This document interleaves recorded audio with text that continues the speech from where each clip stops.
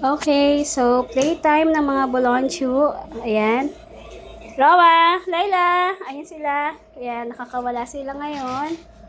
Si Marcela, yun yung Amazona. Ang nakakulong lang si Digong, si Bruno, saka si Blackie. Kasi hindi talaga sila pwedeng sabay-sabay na huwag niyo ihian yung yung set cover. So, ayan. Ayan. Sinosocialite. Oh, Rowa! Pinipilit ko silang gustuhin nila si Bulinggit.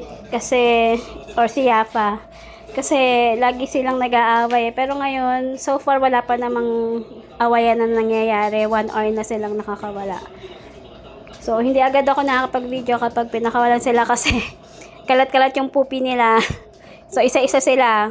Pag nakapag-poop na yung isa naman pakakawalan. Tapos, hanggang sa isa na rin sila. Yan yung ganyan. Pag nag-iipon na, may tension na yan. So, kailangan hindi mag-progress yung tension.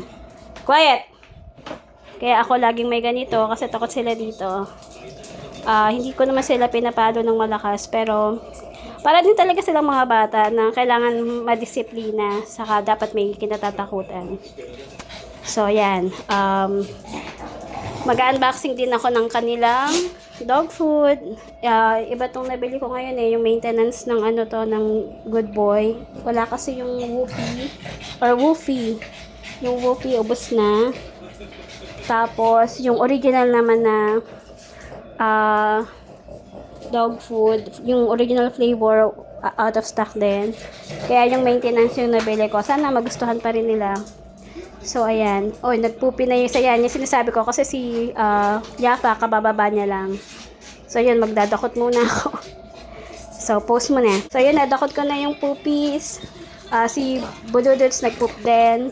So, yun yung mga ginagawa ko. At, nga pala, ayan, nakikita niyo si Layla. Masigla siya, magiliw, Saka, tingnan niyo yung niya, lumiit na.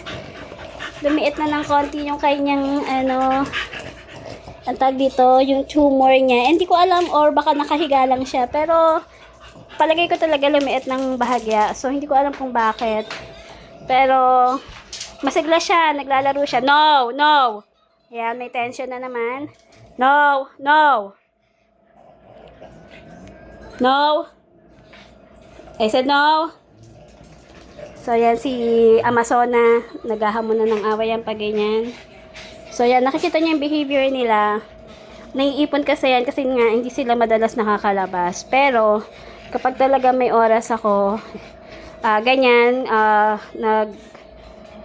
playtime sila together. Minsan naman, pa isa-isa lang. Depende sa mood nila. Kasi lalo na kapag may naglalandi or in heat na kahit isa lang sa kanila, wala talaga nakakalabas kasi nagkakaroon ng aggression sa kanila. So, yan.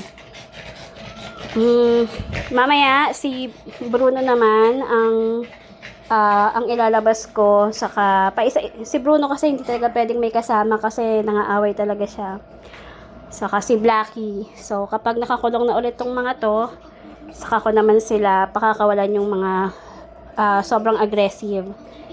Si Digong, inaaway niya si Bududuts.